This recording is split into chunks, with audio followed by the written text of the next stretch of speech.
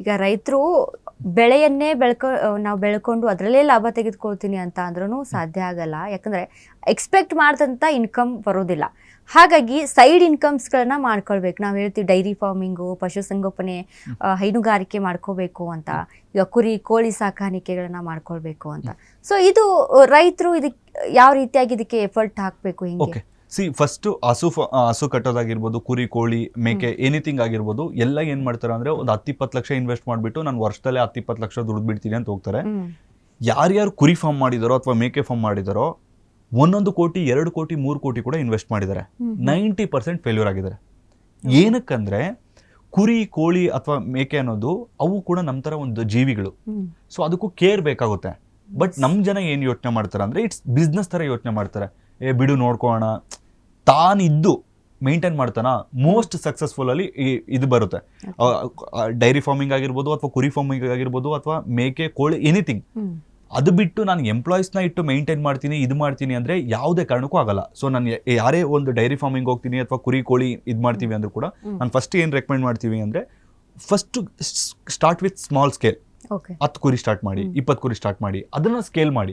ಅವಾಗ ನಿಮ್ಗೆ positives negatives ಗೊತ್ತಾಗುತ್ತೆ. ಕುರಿಗಳು ಹೆಂಗ್ ರಿಯಾಕ್ಟ್ ಆಗುತ್ತೆ, ಯಾವ ಟೈಮಲ್ಲಿ ಏನು ರೋಗ ಬರುತ್ತೆ ಒಂದು ಗೊತ್ತಾಗುತ್ತೆ. ಹಸುದು ಅಷ್ಟೇ, ಫಸ್ಟ್ 2 ಹಸು ಕಟ್ಟಿ, ಆಮೇಲೆ 4 ಮಾಡಿ, ಆಮೇಲೆ 10 ಮಾಡಿ, ಆಮೇಲೆ 1000 ಮಾಡಿ ಬೇಕಿದ್ರೆ. ಆದರೆ ನಮ್ಮ ಜನ ಏನು ಮಾಡ್ತಾರೆ, ಫಸ್ಟೇ 10 ಹಸು ಕಟ್ಟಕ್ಕೆ ಹೋದಾಗ ಕೈ ಸುಟ್ಕೊಳ್ತಾರೆ. ಸೊ ಹೈಯೆಸ್ಟ್ ಲಾಸ್ ಆಗ್ತಿರೋದು, ಅಥವಾ ನೀವು ಯಾವುದೇ ಕುರಿ ಶೆಡ್ ಅಥವಾ ಕೋಳಿ ಶೆಡ್ ನೋಡಿ ಖಾಲಿ ಇರುತ್ತೆ. ಏನಕ್ಕಂದ್ರೆ ಇದೇ ಜೋಶಲ್ಲಿ ಸ್ಟಾರ್ಟ್ ಮಾಡಿರ್ತಾರೆ, ಬಟ್ ಫೇಲ್ಯೂರ್ ಆಗಿರ್ತಾರೆ. ನೀನು ಇದ್ದು ಕುರಿ ಕೋಳಿಗಳು ಅಥವಾ ಇದನ್ನೋದು ಕುರಿ ಅಥವಾ ಹಸು ಎನಿಥಿಂಗ್ ನಮ್ಮ ಮಕ್ಕಳ ತರ ನೋಡ್ಕೋಬೇಕು. ಅವು ಕರೆಕ್ಟ್ ಟೈಮ್ಗೆ ನೀರು, ಕರೆಕ್ಟ್ ಟೈಮ್ ಇದೆಲ್ಲ ನೋಡ್ಕೊಂಡಾಗ. ಅದು ಬಿಟ್ಟು ಎಂಪ್ಲಾಯಿನ ನಂಬ್ಕೊಂಡು ಹೋಗಿರ್ತಾನೆ, ಎಂಪ್ಲಾಯಿ ಇವತ್ತು ಮೇವು ಹಾಕ್ಬಿಟ್ಟಿರ್ತಾನೆ ಅಂತ ಅವ್ನು ಎಲ್ಲೋ ಇರ್ತಾನೆ, ಅದಕ್ಕೆ ಟೈಮ್ ಸರಿಯಾಗಿ ಊಟ ಅಥವಾ ನೀರು ಸಿಕ್ಕಿರಲ್ಲ, ಹೋಗ್ತಾ ಇರುತ್ತೆ, ಸತ್ತೋಗ್ತವೆ, ರೋಗಗಳು ಬರ್ತವೆ, ಈ ತರ ಆಗುತ್ತೆ. So start with small.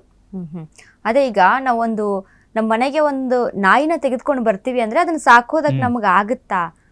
ಅಂದ್ರೆ ಓನ್ಲಿ ಏನು ಫುಡ್ಡು ಅಂದ್ರೆ ಮೀನ್ಸ್ ಅದಕ್ಕೆ ಕೇರಿಂಗ್ ಬೇಕು, ಆ ರೀತಿಯಾಗಿ ನಾವು ಯೋಚನೆ ಮಾಡ್ತೀವಿ. ಅದೇ ರೀತಿಯಾಗಿ ನಾವು ಪಶುಸಂಗೋಪನೆ ಮಾಡ್ತೀವಿ, ಹೈನುಗಾರಿಕೆ ಮಾಡ್ತೀವಿ ಅಂತ ಅಂದರೆ ಅದನ್ನು ಸರಿಯಾದ ರೀತಿಯಲ್ಲಿ ಕೇರ್ ಮಾಡಬೇಕು. ವೈಜ್ಞಾನಿಕವಾಗಿ ಏನೆಲ್ಲ ಇದೆಯಲ್ಲ, ಸರಿಯಾದ ಟೈಮಿಗೆ ಫುಡ್ ಕೊಡುವಂಥದ್ದು, ಯಾವ ಫುಡ್ ಕೊಡಬೇಕು, ಇದನ್ನೆಲ್ಲ ಓನರೇ ನಿಂತು ಮಾಡುವಂಥ ಕೆಲಸಗಳಿವೆಲ್ಲ. ಯಾರನ್ನೋ ಇನ್ನೊಬ್ಬರು ನಂಬ್ಕೊಂಡು ಅಲ್ಲಿ ಇನ್ವೆಸ್ಟ್ಮೆಂಟ್ ಮಾಡೋದಲ್ಲ ಅಂತ. ಇನ್ನೊಂದು, ಇದನ್ನು ಸರಿಯಾದ ರೀತಿಯಲ್ಲಿ ಮಾಡ್ಕೊಂಡು ಹೋದರೆ ಅವ್ರ ಕೃಷಿ ಭೂಮಿಗೆ ಸುಮ್ಮನೆ ಲಕ್ಷಾಂತರ ರೂಪಾಯಿ ಕೊಟ್ಟು ಗೊಬ್ಬರ ತಂದು ಹಾಕೋದು ತಪ್ಪುತ್ತೆ ಅಲ್ವಾ? ಆರಾಮಾಗಿ. ಒಂದು ಸಾವಯವ ಕೃಷಿಯಲ್ಲಿ ಒಂದು ಮಾತು ಹೇಳ್ತಾರೆ, ನೀನು ಹಸು ಸಾಕ್ತಾ ಇಲ್ಲ ಅಂದ್ರೆ ನೀನು ವ್ಯವಸಾಯ ಮಾಡ್ತಿಲ್ಲ ಅಂತ.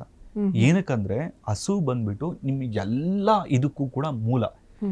ಒಂದು ನೀವು ಡಿವೋಷನಲ್ ಆಗಾದ್ರೂ ತಗೊಳ್ಳಿ ಅಥವಾ ಗೊಬ್ಬರ ಆದ್ರೂ ತಗೊಳ್ಳಿ, ಹಸುವಿಂದ ಗೊಬ್ಬರ ಸಿಗುತ್ತೆ, ಜೀವಾಮೃತ ಸಿಗುತ್ತೆ.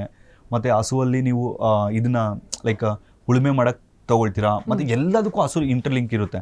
ಈವನ್ ಡಿವೋಷನಲಿ ತಗೊಂಡ್ರು ಕೂಡ ನಿಮ್ಗೆ ಇದನ್ನೊಂದು ಕನೆಕ್ಷನ್ ಇರುತ್ತೆ. ಇವಾಗ ಉದಾಹರಣೆಗೆ ಹಸು ಒಂದೇ ಒಂದು ಪ್ರಾಣಿ ನಮ್ಮ ಆರೈಕೆನ ಬಯಸೋದು. ಅಂದರೆ ನನ್ನ ಮಾಲೀಕ ನಾನು ಚೆನ್ನಾಗಿರಲಿ, ನನ್ಗೆ ಒಂದು ಆಹಾರ ತಂದು ಹಾಕ್ತಾನೆ ಅಂತ ಹೇಳ್ಬಿಟ್ಟು ಹಸು ಒಂದೇ, ಬೇರೆ ಕುರಿ ಕೋಳಿ ಮೇಕೆ ಅವ್ಯಾವು ಕೂಡ ಬಯಸಲ್ಲ, ಅವ್ಯಾವಕ್ಕೂ ಅಷ್ಟೊಂದು ಇದಿಲ್ಲ. ಸೊ ಅದಕ್ಕೆ ನಾವು ಹಸುನ ತಾಯಿ ಸ್ಥಾನ ಕೊಡೋದು ನಮ್ಮ ಹಿಂದೂ ಧರ್ಮದಲ್ಲಾಗಲಿ ಅಥವಾ ನಮ್ಮ ಭಾರತದ ಸಂಸ್ಕೃತಿಯಲ್ಲಿ ಹಸುಗೆ ನಾಟಿ ಹಸುಗಳು ಎಷ್ಟು ಪವರ್ಫುಲ್ ಇರುತ್ತೆ ಅಂದರೆ, ಇವಾಗ ಆಗಿನ ಕಾಲದಲ್ಲಿ ಪ್ರತಿಯೊಬ್ಬರು ಮೇವನ್ನು ತಿನ್ನಿಸ್ತಿದ್ರು ಹಸುಗಳಿಗೆ.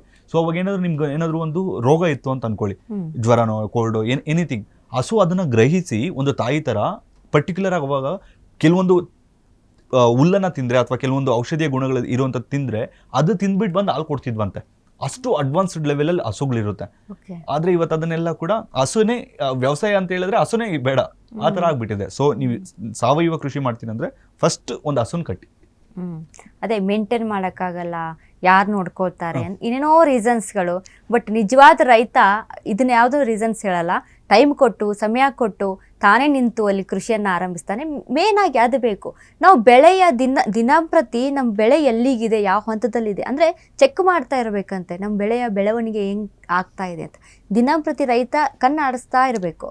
ಬಟ್ ನಾನೆಲ್ಲೇ ಒಂದು ಬೆಳೆ ಬೆಳೆದು ನಾನು ಇನ್ನೊಂದು ಕಡೆ ಎಲ್ಲೋ ಇದ್ಕೊಂಡು ಇದೆಲ್ಲ ಮಾಡೋದ್ರಲ್ಲಿ ಅರ್ಥ ಇಲ್ಲ. ಇವಾಗ ರೈತ ಅನ್ನೋನು ಬೆಳಗ್ಗೆ ಎದ್ರೆ ತೋಟಕ್ಕೆ ಹೋಗ್ಬೇಕು, ಸಂಜೆ ತೋಟ ಮುಗಿಸ್ಕೊಂಡು ಮನೆಗೆ ಬರಬೇಕು. ಆದ್ರೆ ಇವಾಗ ರೈತ ಅನ್ನೋನು ಹೆಂಗಾಗಿದ್ದಾನಂದ್ರೆ ಬೆಳಗ್ಗೆ ಎದ್ರೆ ಪಂಚಾಯತಿ ಕಟ್ಟೆಗೆ ಹೋಗಿರ್ತಾನೆ, ಇಲ್ಲದೆ ಇರೋ ರಾಜಕೀಯದ ಬಗ್ಗೆ ಮಾತಾಡ್ತಾನೆ, ತೋಟ ಏನಾದ್ರೂ ಎಮರ್ಜೆನ್ಸಿ ಇದ್ರೆ ಮಾತ್ರ ತೋಟಕ್ಕೆ ಹೋಗ್ತಾನೆ. ಯಾರು ತನ್ನ ರೈತ 24x7 ಅಂದ್ರೆ ನೀವು ನೈಟು ಕೂಡ ಕೆಲವೊಬ್ರು ತೋಟದಲ್ಲಿ ನೀವು ಹೋಗಿ ನೀರು ಕಟ್ತಾರೆ, 24x7 ಅಲ್ಲ, ಅಟ್ಲೀಸ್ಟ್ ಒಂದು 12 ಅವರ್ಸ್ ಒಂದು 10 ಅವರ್ಸ್ ತೋಟದಲ್ಲಿ ಇರ್ತಾರೋ ಅವರ ತೋಟ ಖಂಡಿತವಾಗ್ಲೂ ಕೂಡ ಚೆನ್ನಾಗಿರುತ್ತೆ. ಯಾರು ನಮ್ಮ ರೈತರು ಇವಾಗೆಲ್ಲ ಪಾಲಿಟಿಕ್ಸಲ್ಲಿ ಬ್ಯುಸಿ ಆಗಿಬಿಟ್ಟಿದ್ದಾರೆ, ಅದು ಅವ್ನು ಆ ಪಾರ್ಟಿ ಈ ಪಾರ್ಟಿ ಗ್ರಾಮ ಪಂಚಾಯತಿ ಅದು ಇದು ಅಂದ್ಕೊಂಡು. ಸೊ ಹಿಂಗೆ ನೀವು ಪಾರ್ಟಿಗಳ ಮೇಲೆ ಇದ್ದರೆ ಯಾವುದೇ ಕಾರಣಕ್ಕೂ ನೀವು ಉದ್ಧಾರ ಆಗಲ್ಲ, ರೈತರು ಅನ್ನೋದು ಉದ್ಧಾರ ಆಗೋಕ್ಕಾಗಲ್ಲ.